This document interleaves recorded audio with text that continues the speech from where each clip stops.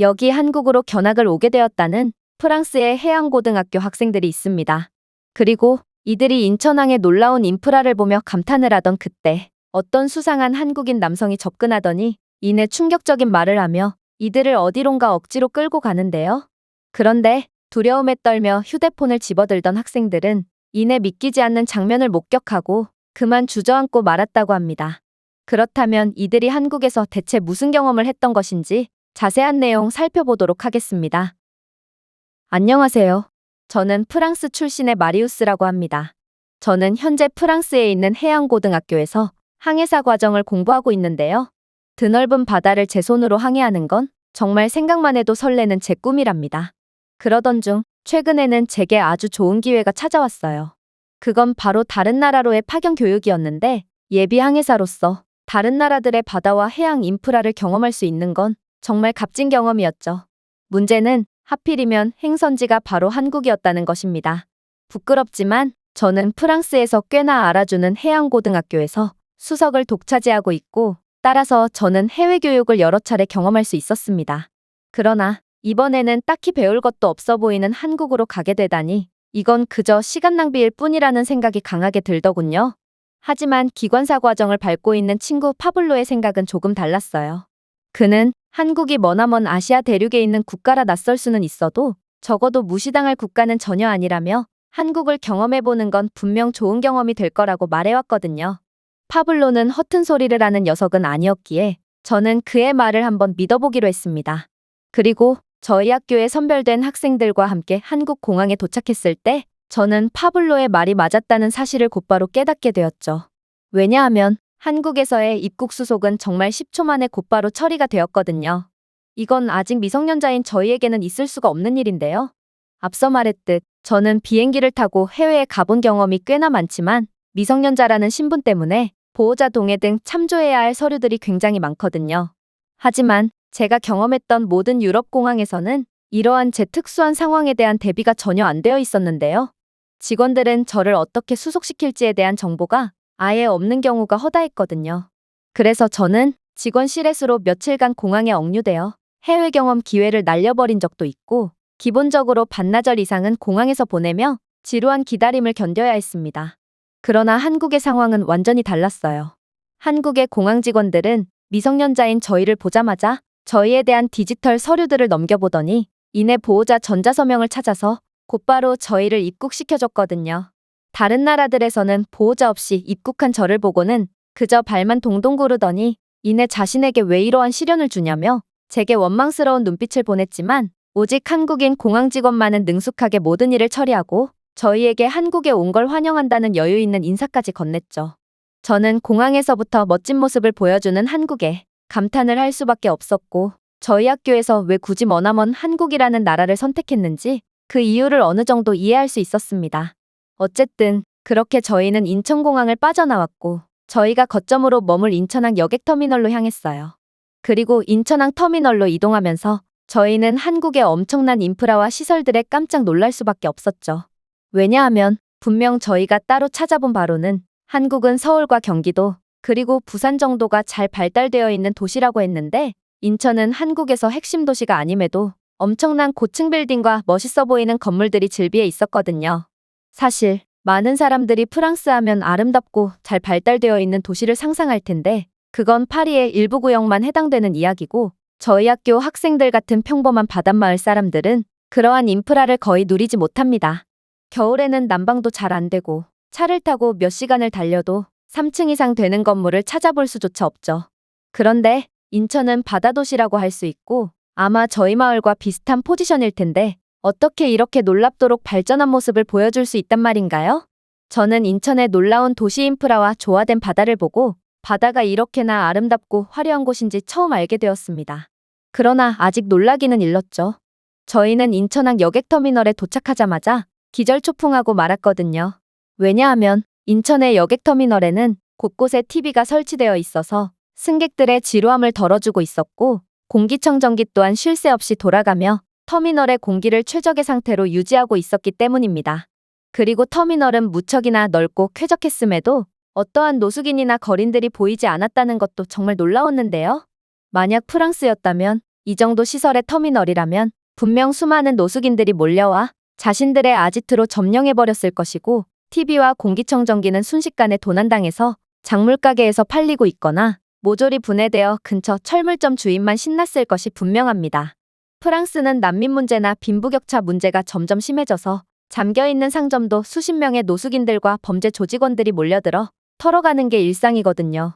그런데 한국은 어떻게 이런 공공장소의 고가의 전자제품들을 방치해둬도 아무도 훔쳐가지 않을 수가 있단 말인지. 아무래도 한국은 프랑스보다도 부국일 뿐만 아니라 사람들의 시민의식 수준도 훨씬 높다고 생각하게 되었죠. 그런데 그때 친구 파비앙이 잔뜩 흥분한 표정으로 제게 달려오더니 이내 도저히 믿기지 않는 소리를 하는 거 아니겠어요? 그는 제게 한국의 화장실에서 이상한 것을 봤다며 저를 화장실로 잡아 끌었거든요. 아니, 파비앙이 대체 무슨 돈이 있다고 화장실을 갔단 말인지. 프랑스에서 화장실에 갈 돈을 절약하기 위해 늘 바닷가나 골목길에 몰래 소변을 봤던 저희였기에 저는 의아한 감정을 가진 채 그를 따라가 봤습니다. 그리고 이내 한국의 화장실은 전부 무료로 개방되어 있다는 점에 한번 놀랐고 세면대에는 버튼을 누르지 않아도 깨끗한 물이 나온다는 점에 두 번 놀라고 말았죠.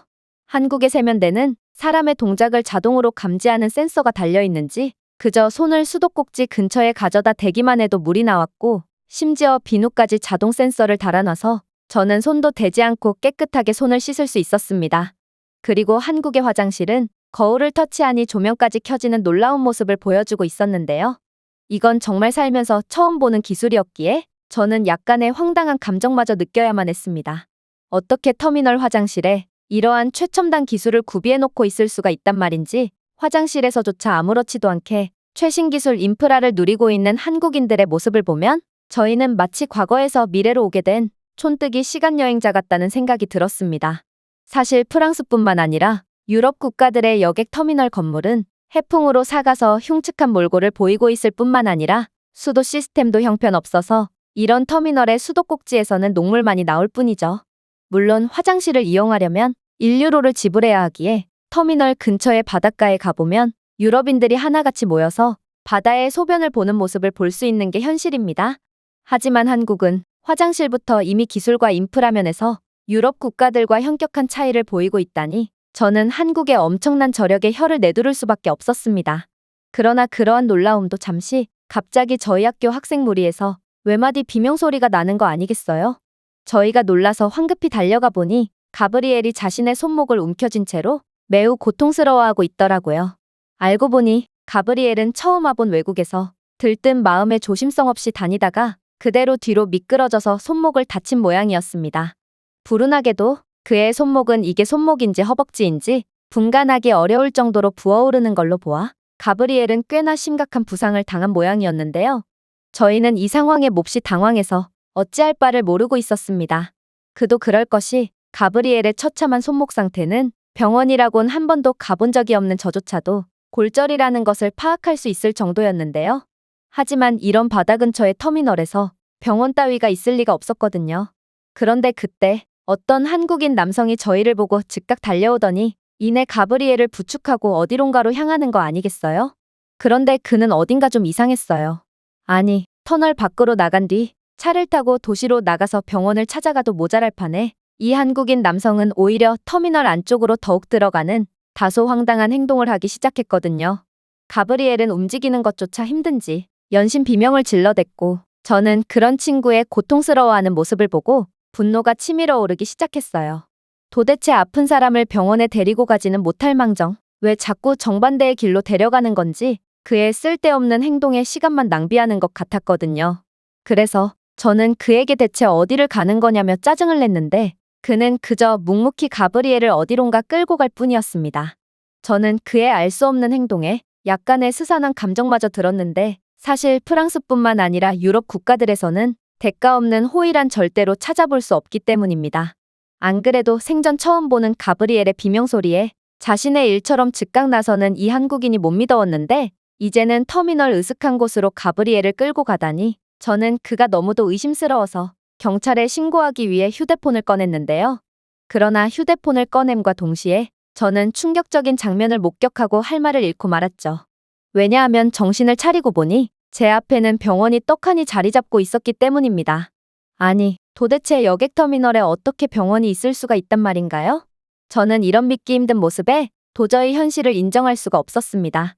프랑스의 여객터미널에는 병원은커녕 그저 긴급 구조대원 2명 정도만 대기하고 있고 그마저도 오후 4시가 넘어가면 전부 퇴근해버리기에 웬만한 상황에서는 절대로 도움을 기대할 수 없거든요. 또한 프랑스에는 여객터미널뿐만 아니라 도심에도 병원 자체가 얼마 없어서 병원에 가려면 엄청난 거리를 이동하는 시간을 버텨내야 합니다. 그러나 한국의 인프라 수준은 대체 어느 경지에 다다른 건지 한국은 여객터미널에 전문병원까지 구비해두는 도저히 믿을 수 없는 모습을 보여주고 있었죠. 어쨌든 한국인 남성은 가브리엘을 무사히 병원으로 데려갔고 터미널 병원은 그다지 규모가 크지 않았음에도 있을 건 다 있는지 가브리엘은 곧바로 몇 가지 검사를 받을 수 있었습니다. 그리고 역시나 가브리엘은 손목이 골절되었다는 결과가 나왔고 한국인 의사 선생님은 이 정도 골절 수술은 한국에서 일도 아니라며 곧바로 수술을 진행할 수 있다는 놀라운 말을 건네오더군요. 프랑스에서는 한정된 병원에 환자들이 너무나도 많이 몰려들고 있기에 수술을 받으려면 몇 달 전에는 예약하는 게 기본이지만 한국의 의료 인프라는 정말 저희의 상식을 아득히 뛰어넘는 수준이었던 것입니다. 그리고 가브리엘을 병원까지 데려다주고 저희에게 의사 선생님과의 통역까지 도와준 의문의 남성은 그제야 마음이 놓이는 듯 장난스러운 표정을 짓기 시작했는데요. 그는 수술을 두려워하는 가브리엘에게 한국의 의료비는 프랑스에 비한다면 상당히 저렴하고 여행자 보험을 고려한다면 거의 거저 수준일 거라는 다소 냉철하고 현실적인 위로를 건네더라고요. 그의 현실적인 조언은 가브리엘에게 하나도 위로가 되지 않은 모양이지만 어쨌든 남성은 만족한다는 듯한 표정을 짓고 일어났습니다. 그런데 뭔가 이상했어요.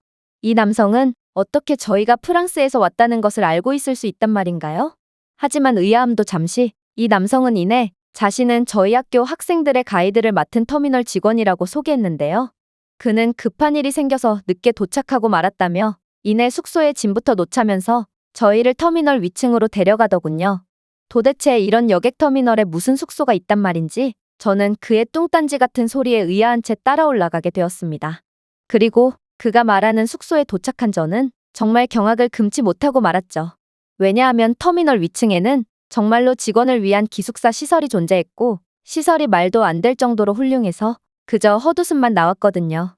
일단 숙소는 2인실에 별도의 화장실까지 존재했고 고속도의 와이파이까지 제공되는 더할 나위 없는 모습을 보여주고 있었는데 기숙사 아래층 복도에 위치한 공용시설은 더욱 놀랍더라고요.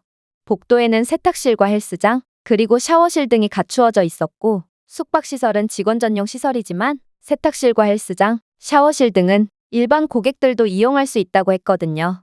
사실 항해사 과정을 밟고 있는 저로서 이건 정말 믿기 힘든 모습이었습니다.